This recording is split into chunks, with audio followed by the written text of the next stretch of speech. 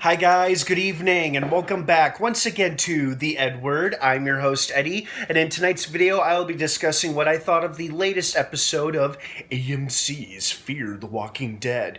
Man, a lot of stuff went down tonight, some great character stuff, also a lot of interesting revelations. Now, before I get into all of that, of course, please be warned, as usual with most of my episode reviews, this is a spoiler-filled review, so if you've not seen this episode of Fear the Walking Dead, or if you're behind on this season or the past couple episodes, don't keep watching or listening, as I will be discussing and going into big spoilers, character details, plot details, all that jazz. So you have been warned. Okay, spoilers starting now.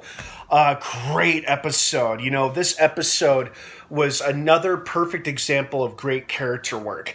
You know, when you have shows like Fear the Walking Dead, or any other post-apocalyptic drama, and you've got an episode or a story centered on just two characters, it's usually one of two situations. The characters are either polar opposites of one another, or they're enemies who are forced to be stuck together, but they must rely on one another to survive, or they're two characters, they're two peas of the same pod. Like Al and Isabel are both practically the same woman, headstrong, determined, incredibly stubborn, and they don't take no for an answer, and they're both extremely determined to see their missions, their goals to the end, no matter what the cost.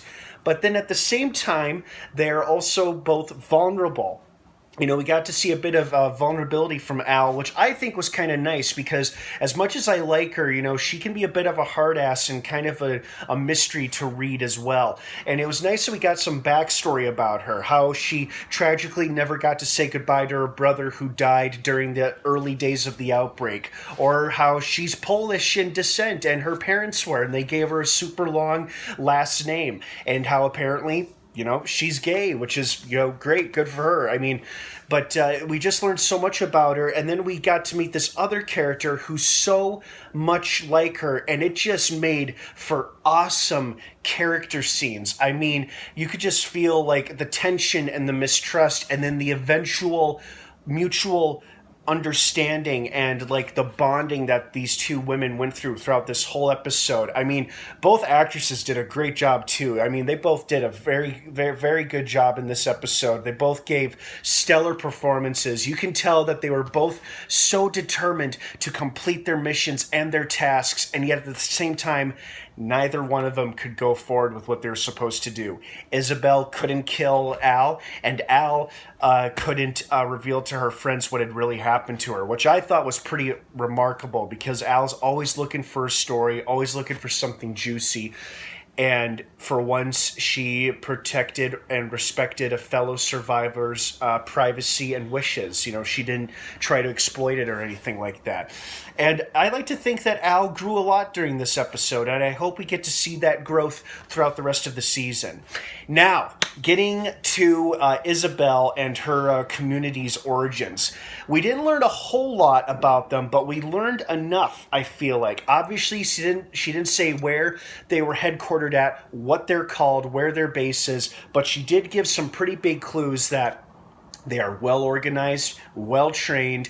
They seem to follow a strict set of rules and almost military-like protocol, and the way they communicate and talk to one another. It feels like this is a remnant of the military, or maybe they're just using an old military base and turned it into a new town, or maybe a whole new city.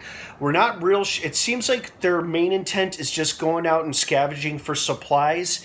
And it sounds like this place, whatever it is, wherever it is there where Rick and Jadis ended up, it sounds like it's not the friendliest place either. That's what Isabel was implying, that it's not the friendliest place and you don't exactly want to be there, which makes me wonder, well, what kind of place is this going to be when Rick and Jadis get there? Like, how are they going to react to this new environment, or this new not world, but this new setting that they find themselves in?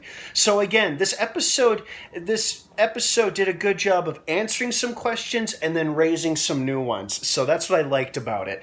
But I felt I was pretty satisfied with the information that we did get about the helicopter people, their setup, their missions, their organization, and I feel like we got a pretty juicy glimpse of what's to come in the first Walking Dead film, the first of 3 films that is supposed to come out, I believe, sometime next year, hopefully, fingers crossed.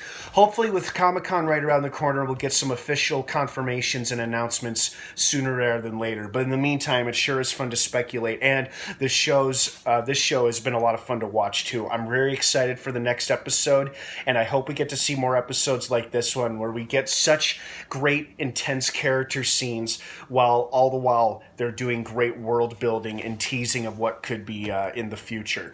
So I hope you guys enjoyed this episode as much as I did. Thank you so much for watching. Be sure to subscribe for more videos like this one. Fear the Walking Dead airs new episodes every Sunday night on AMC. Don't miss it. And have a wonderful rest of your evening. And of course, until next time, may the Force be with you.